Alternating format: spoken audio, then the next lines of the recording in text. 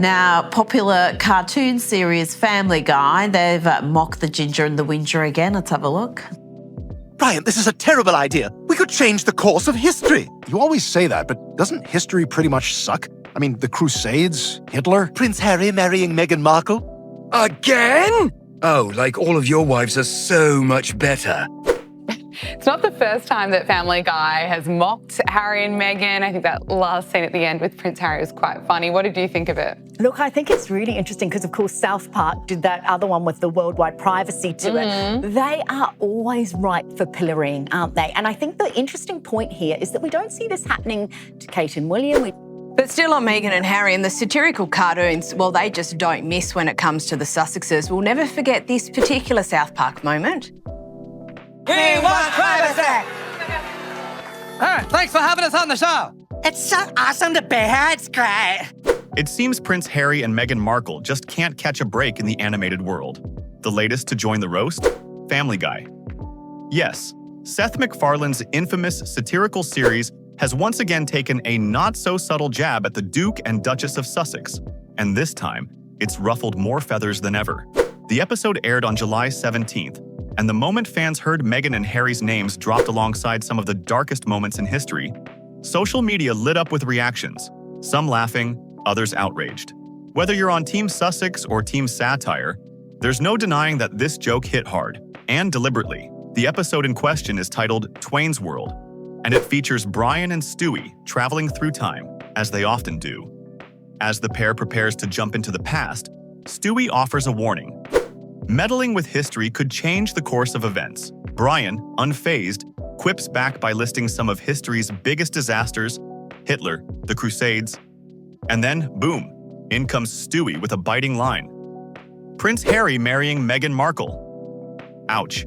That line lands like a gut punch, especially for those who see the couple as victims of relentless media scrutiny. Brian, this is a terrible idea. We could change the course of history. You always say that, but doesn't history pretty much suck? I mean, the Crusades, Hitler, Prince Harry marrying Meghan Markle. Again? Oh, like all of your wives are so much better. But Family Guy isn't known for playing nice, and it gets even spicier. The scene then cuts to an animated version of Prince Harry watching the episode on TV. He fumes, breaks the fourth wall, and says in disbelief, again, like all of your wives are so much better. A direct acknowledgement that Family Guy has mocked them before and isn't planning to stop anytime soon. And he's right. This isn't the first time Family Guy has dragged the royal duo through comedic mud. In a 2023 episode titled A Stash from the Past, Peter Griffin makes a snide comment about going solo like Meghan Markle and Prince Harry. That episode painted them as idle millionaires, lounging poolside while their butler brings in vague Netflix money. Meghan gets a ping on her phone. Another six-figure sponsored Instagram post, this time for a fast food chain. And Harry sighs, I shouldn't have left the made-up nonsense. The implication? Their quest for independence has become more about brand deals than substance. It's a jab not just at the couple's financial ventures, but at how some perceive the irony of their situation. They stepped away from royal life, citing a need for privacy, yet ended up in the middle of high-profile interviews, docuseries, podcasts, and brand sponsorships.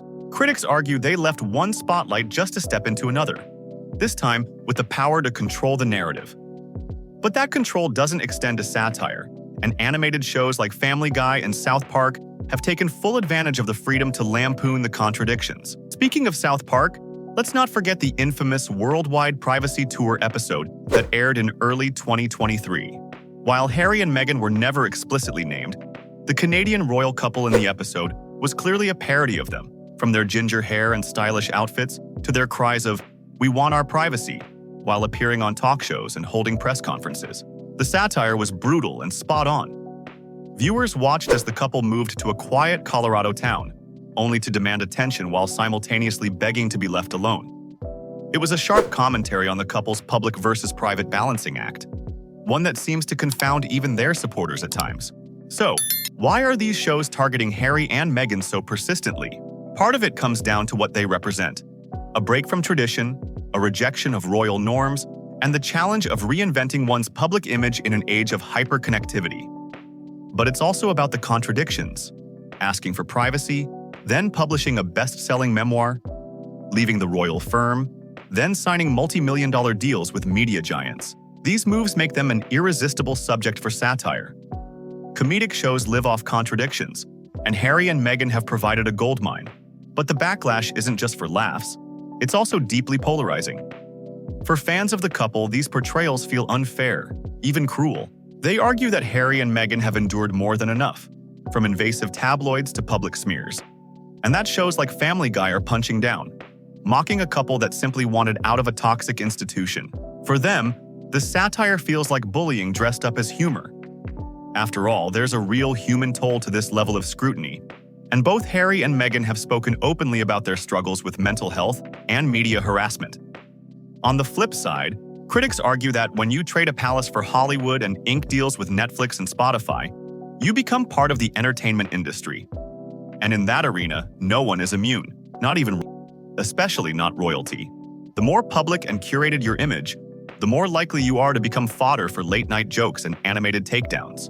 And with Meghan recently rebranding herself with lifestyle ventures like her new brand American Riviera Orchard, and Harry announcing philanthropic projects, their post-royal life is still very much a work in progress, one that keeps them in the spotlight, whether they want it or not.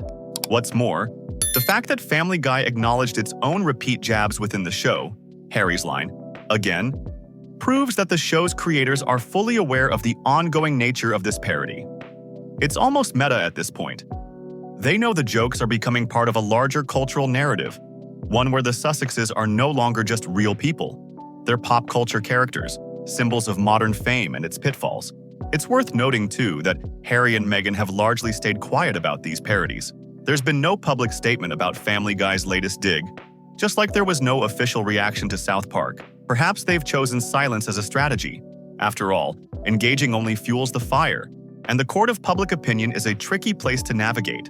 But fans have taken to social media to voice their own opinions, with hashtags either mocking the couple or defending them, trending shortly after each episode airs. At the heart of all this is a deeper question. How do we treat modern figures who live between celebrity and royalty?